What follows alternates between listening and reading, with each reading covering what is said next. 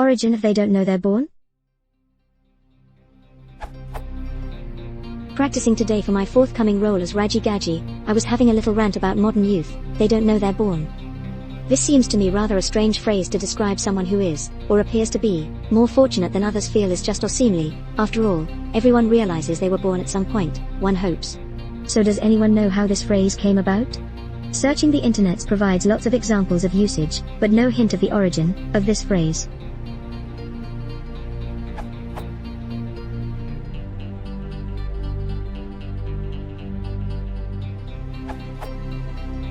As far as I can tell from Google Books, this is an exclusively British idiom. It is used of those, primarily the rich and the young, who enjoy freedom from want or responsibility and behave as if they are unconscious that they were merely born into this freedom and that others, the poor and adults, are not so fortunate. The earliest appearance of the phrase in the Google Books corpus is in the works of Eden Phillpotts, who uses it in 5 different novels published between 1912 and 1919. In the earliest of these it seems already to be proverbial, in a sense very close to today's usage.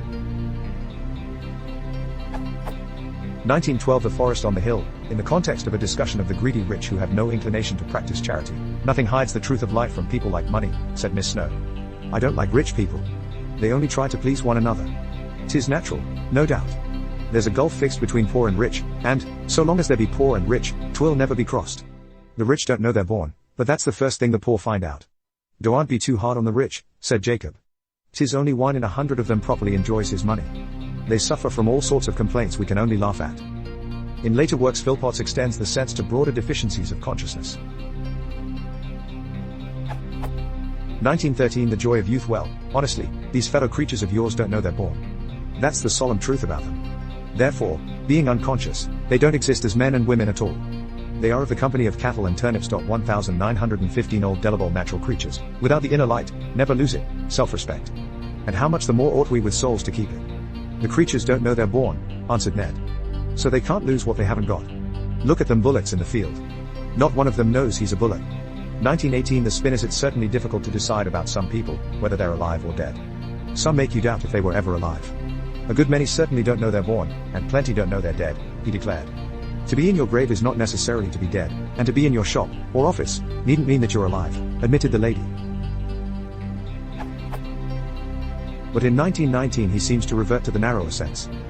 1919 Storm in a Teacup, in the context of a discussion of a broken marriage, there was all sunshine and no shade, and Medora, so far as I can see, instead of blessing her good luck got sick of so much uneventful happiness, like a child gets sick of too much barley sugar. We middle-aged people can always see the young looking for trouble.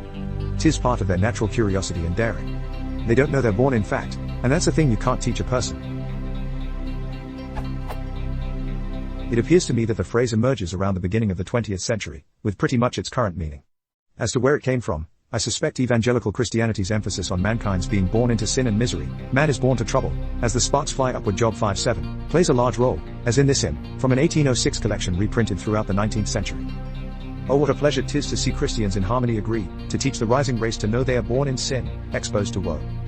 The root meaning seems to be they don't know what they're born to.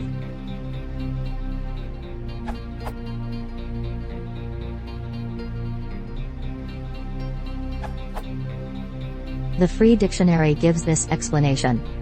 To be unaware of or blind to one's own good fortune or ease of life. Kids these days don't know they're born, being able to do everything with a tap of their phones. Families in this country complain about their life, and then they sit down to watch TV in a warm house after a decent meal. I tell you, some people don't know they're born.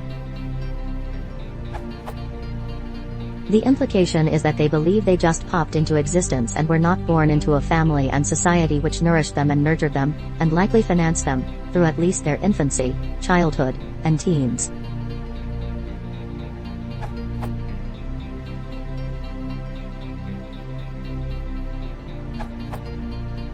Apologies, as this is not really an answer, but comments isn't big enough.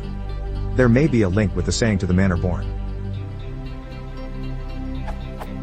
Hamlet complains of the drunken carousing at Elsinore to his friend Horatio, who asks is it a custom. Hamlet replies that it is and adds, but to my mind, though I am native here and to the manner born, it is a custom more honored in the breach than the observance. As if to the manner born is used to praise someone's skill, Reginald drives the Maserati as if to the manner born, as if he were born with that skill.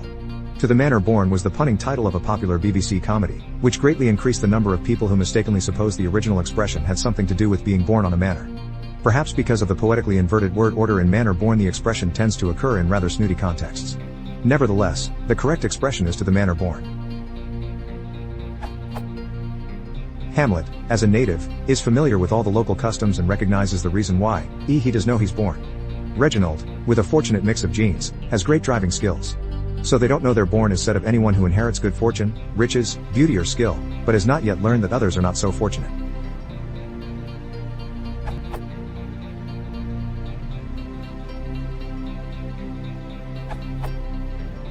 If we start from a context that gives the meaning of the saying. The Joy of Youth by Eden Philpotts, 1913, page 91. Well, honestly, these fellow creatures of yours don't know they're born. That's the solemn truth about them.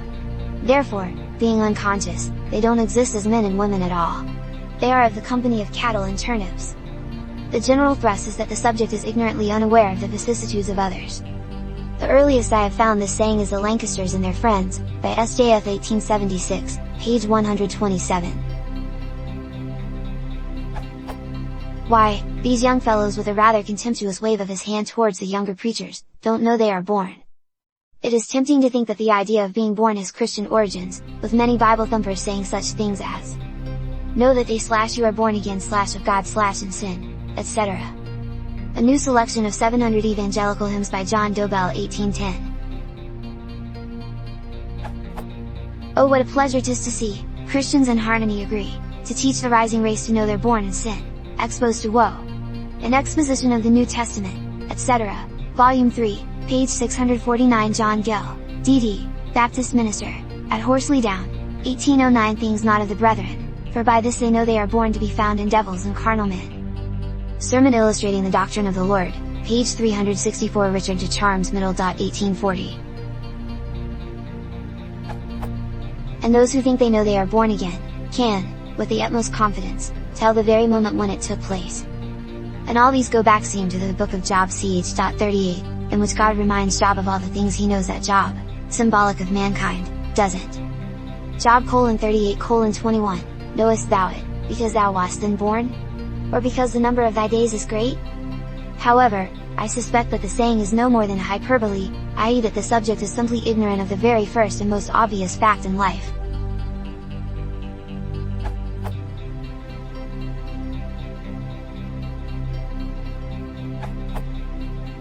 It first appeared in British literature in the mid-19th century.